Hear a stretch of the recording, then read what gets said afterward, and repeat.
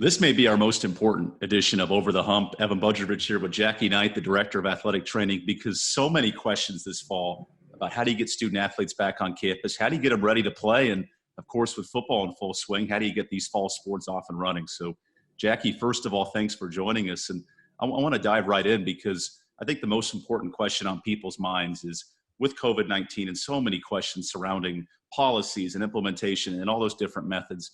How have you and your staff tried to handle this just from an overarching standpoint, and especially with football, trying to make sure the kids are healthy, safe, and ready to play? I mean, it's been a struggle, honestly. Pretty much this is all we've been doing for the last, 5, 6 months is what do we need to do? How do we need to keep everybody safe? What do we need to put in place? And what do we need to have and do and plan for just to be able to even have sports? And it's been a struggle, everybody has kind of felt it across the board, not just me. Everybody's been involved with it. Very much a group effort. It has not been a just Jackie Knight doing everything.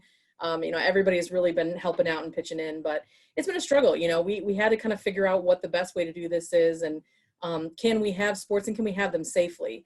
And that's still obviously a question mark that we have, but I feel like we're doing okay so far. We're ready. We've got a football game coming up this weekend, and we're ready to go. We're trying to do everything we can to keep everybody safe, but still be able to compete. The Big South made some decisions for us, unfortunately, but it's one of those things that we just try to move on and do whatever we need to do to keep people playing and keep people healthy. And, that it's made a lot of extra work for my staff for sure.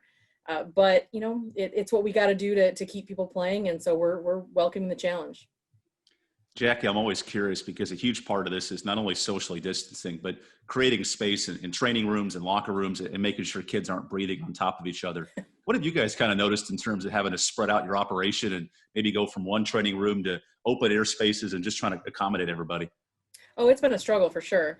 North Carolina is operating under a 50% capacity rule right now, which is not ideal for us in the athletic training setting simply because we're frequently at capacity.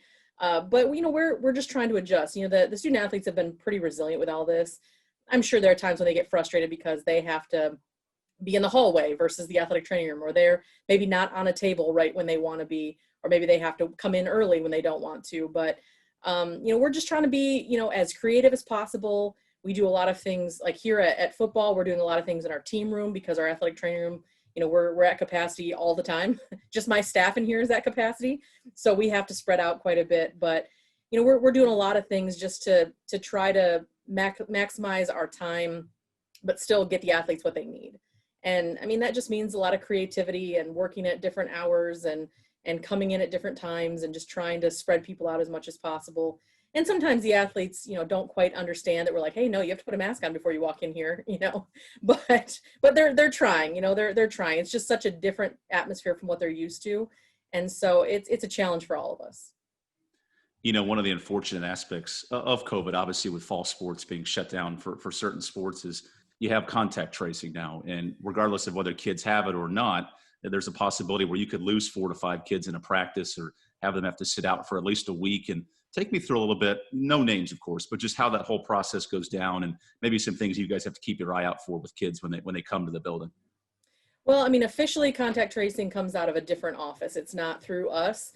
But my entire staff has done contact tracing course so that we kind of know what to do and what to expect. And we kind of do some of the groundwork for them just to so we know what's going on.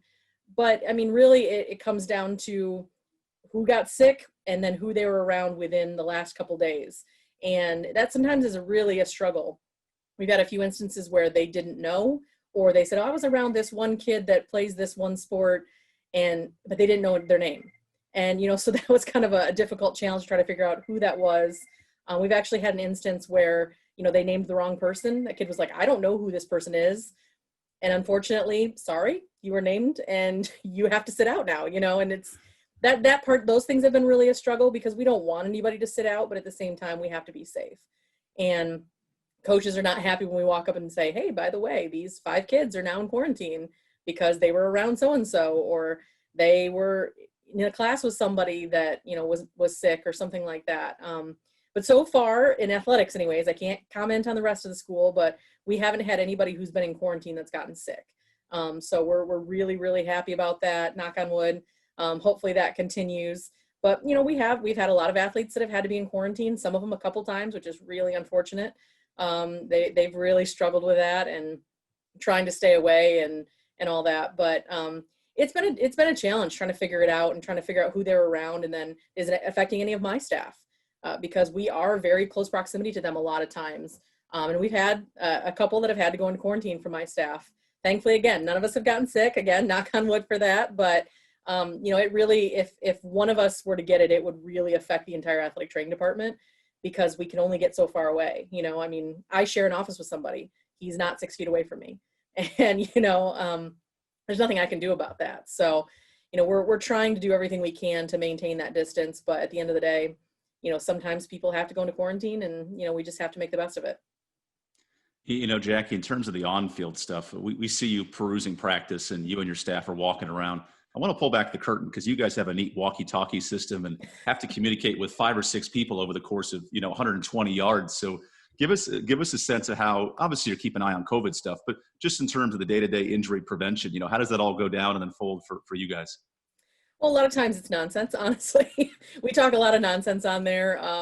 There are a lot of random statements that we make throughout the day on those, but game time, obviously it's different. We try to focus and, professional and all that, but no, we do use them for actual practical purposes. If someone is evaluating a student athlete across the field, I may radio, hey, do you need help? Are you good? Do you need anything? Or if someone's inside, they take an athlete inside maybe for a concussion eval. Hey, are you okay? Do you need help? That kind of thing. We do use a lot of hand signals too, actually. If something happens, someone goes down in the field, we have some hand signals that we use during games too, because sometimes it's really loud and you can't hear us through the walkie-talkies. But it's one of those things. It's really more prevention wise. If I need something, I can ask them a question right then, or if coach comes up and asks me a question I don't know the answer to, I can radio and get an answer, or whatever the case is. If someone needs help, they can call for it right away versus me trying to watch for them all over the field and figure out where they're at. But like I said, we do have a lot of nonsense that goes on there too, random comments and jokes back and forth and that kind of stuff. But someone gets run into, there's always comments there. But no, for the most part, we use that to communicate and figure out, if everybody's okay, if anybody needs anything. And then, like I said, there's a lot of hand signals and all sorts of stuff that we do to make sure people know what's going on. Well, gosh, with the fall camp and especially with football, from your standpoint, you guys are spending 15, 18-hour days together. So I totally get it with the jokes. Jackie, I'm curious too, because obviously you're trying to prevent kids from getting hurt and maintaining their health. But what's been the communication like with Mike Minner, the coach you deal so much with football, just in terms not only of the COVID protocols that you guys have been working on together, but just trying to work through a shortened fall camp and trying to get kids ready to play? We've always had a really good relationship. When he first came in, I wasn't sure what to expect. He's coming in from the NFL and he played at, Nebraska and all this. And I didn't really know what to expect. And he was pretty upfront right away. He'd never worked with a female athletic trainer before. And so, I was kind of nervous, but we've had such a great relationship from day one. He knows I'm pretty blunt. I'm going to say exactly what I think. And I think he takes that, as a positive most of the time, hopefully. But, I think there's just that mutual respect there. And so we communicate pretty openly. And, sometimes I'll get a random text message with a link to the CDC website and he'll be asking me a question. And, we try to talk about everything. And so we're kind of on the same page as much as we possibly can be. And obviously we have very different viewpoints on a lot of things. And at the end of the day, his main focus is football, but he wants his athletes to be healthy and safe. My focus is got to be the mental and physical health of the student athletes, and then football. I want to win just like everybody else does. But so that we do butt heads a little bit at times from that standpoint, but I never really have a problem with him. At the end of the day, we are going to be on the same team at all times. And we're going to get through our difference of opinions at times, professionally and just because that's the type of relationship that we have.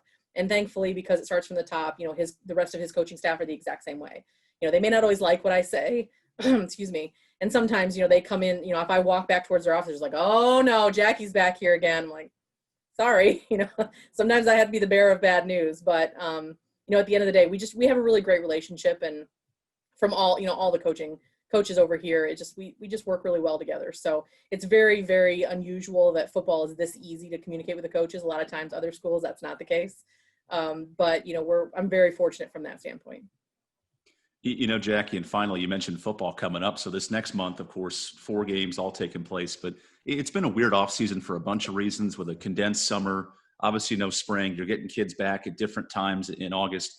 How did you just try to, from the standpoint of injury prevention, work these kids back into the fold and communicate, hey, maybe we can't go full speed this day, or just make sure kids aren't getting burned out because they haven't played in so long? Well, I mean, I think the burned out part was not a problem. They were so excited to be back and ready to get going that it wasn't really a hard standpoint from that aspect of it. They were ready to go. And more often than not, it was holding them back a little bit to making sure they were ready, because some of them did not have access to, weight rooms when over this, away period. They did not have access to a football field, even in some cases. So, they were by themselves a lot, and they couldn't, go and work out or do drills really like they wanted to. So, Coach Striff and I really worked a lot together to try to come up with a plan, and really, the entire strength and conditioning staff, we kind of had all talked about how we were going to handle this for all of our student athletes, not just football, but making sure that they, we kind of eased into it. And instead of just, okay, this is how we would be in August, we couldn't really do that. And thankfully we were able to get them back in here earlier in the summer. So we had the first group come back June 15th, and then just kind of cycled them through. I think the last group of the training camp roster came in early July, and we were able to kind of get them ready. So we had a little bit of time, which was nice. I would have loved more. I would have loved the entire summer to make sure that they were ready, but we take what we can get. I think the good thing is that we did actually extend our training camp a little bit longer because we could. We didn't have that first game right away, and so we were able to delay it just a little bit and give us more time to prepare. But it's been a group effort. It's not just something that was me or even my staff. We worked with strength and conditioning a lot and came up with plans on how to get people ready and try to decrease injury as much as possible. And I mean, you can't prevent everything, but hopefully we helped out a little bit, and we're ready to play this weekend. Well, Jackie, if we see those orange sunglasses at Georgia Southern, they'll know they're yours, just to give people a heads up. But thanks for the time. I know there's so much to talk about, and I appreciate your expertise. Absolutely. The sunglasses will be out in force. Don't worry.